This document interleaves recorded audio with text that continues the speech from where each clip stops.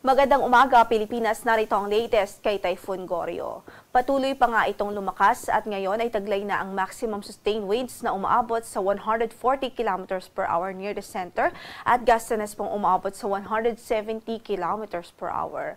Ang kanyang sentro ay huli pong nakita sa layong 165 km northeast po yan o hilagang silangan ng Itbayat, Batanes. At ngayon nga po ang kanyang pagkilos ay pakanluran, hilagang kanluran sa bilis na 25 km per hour.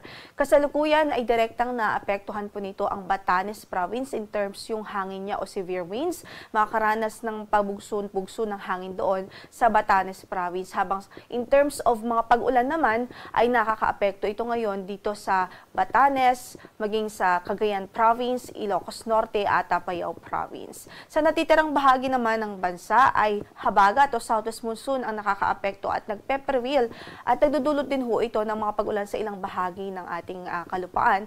Maya-maya lamang iisa-isahin po natin yung mga lugar na makakaranas ng mga pag-ulan dulot ng habagat. Sa latest na track na ipinalabas po natin ngayong 5 a.m. sa ating bulletin, makikita nga po natin in the next 12 hours, generally ay pahilagang kanluran pa rin ang kanyang magiging direksyon. So, inaasahan natin na magla-landfall po ito sa Taiwan o southern part ng Taiwan ngayong araw din.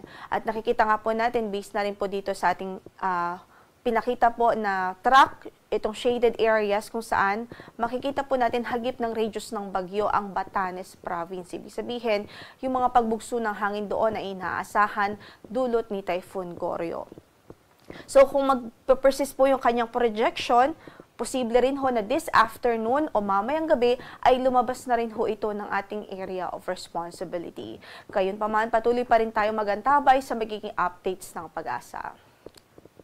Kaugnay dyan, signal number 2 pa rin ay nakataas sa Itbayat, Batanes o sa municipality ho ng Itbayat doon po sa lalawigan ng Batanes. Habang signal number 1 naman sa natitirang bahagi pa ng Batanes Province. Kaya sa mga kababayan natin doon, patuloy natin silang pinag-iingat, maging alerto po tayo dahil sa lugar na nakataas ang signal number 2, possible lang 62 to 88 km per hour na wind o lakas ng hangin at posibleng magdulot ng minor to moderate threat to life and property. Habang yung nakataas naman ang signal number 1 ay posible ang 39 to 61 km per hour na maximum sustained winds o lakas ng hangin at pwede magdulot ng minimal to minor threat to life and property.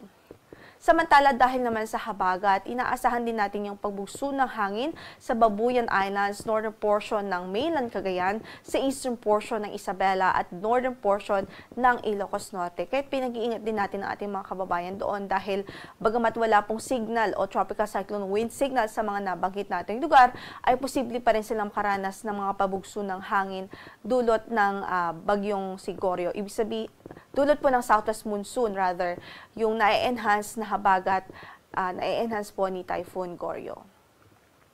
Samantala, in effect pa rin ang ating weather advisory, so possible pa rin yung 50 to 100 millimeters of rainfall sa Batanes Province at Cagayan Province. Dahilan pa rin ito o direktang epekto pa rin ito ni Typhoon Goryo. Kaya pinag-iingat natin ang ating mga kababayan doon, maging alerto po at inaasahan nga natin ang halos widespread na pag-ulan dahil nga po sa epekto ng bagyo.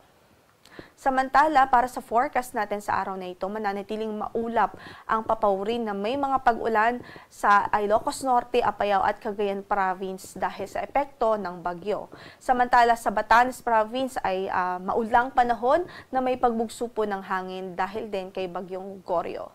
Sa natitirang bahagi naman ng ating bansa, so particular dito sa Mimaropa Region, dito po sa Masbate, Albay, Sorsogon at maging sa Camarines Sur at Catanduanes, asahan natin ang maulap na papawrin at mataas pa rin tsansa ng mga pagulan sa halos maghapon dahil sa epekto ng habagat. Samantala sa Metro Manila at natitirang bahagi naman ng bansa ay mga localized thunderstorms po ang pwedeng magdulot ng mga pag-ulan. Anytime of the day po yan. So, posible yung mga 5 minute to 1 hour na buhos ng ulan anytime of the day dahil sa mga pulong-pulong pagkidlat, pagkulog. Sa temperatura naman natin sa Metro Manila, from 25 to 33 degrees Celsius ang inaasahang magiging agwat. Sa Baguio ay 16 to 22 degrees Celsius. Tugigaraw ay 24 to 32 degrees Celsius. Sa Lawag ay 24 to 31 degrees Celsius. Sa Tagaytay ay malamig din from 23 to 32 degrees Celsius at sa Legazpi ay 25 to 33 degrees Celsius. Samantala sa Western Visayas, sa Negros Island Region, Zamboanga Peninsula, maging dito po sa mga region ng Bangsamoro at Socsargen, asahan din natin ang maulap na papaurin at mataas pa rin ang tsansa ng mga pag-ulan at pagkidlat pagkulog dahil sa epekto ng habagat.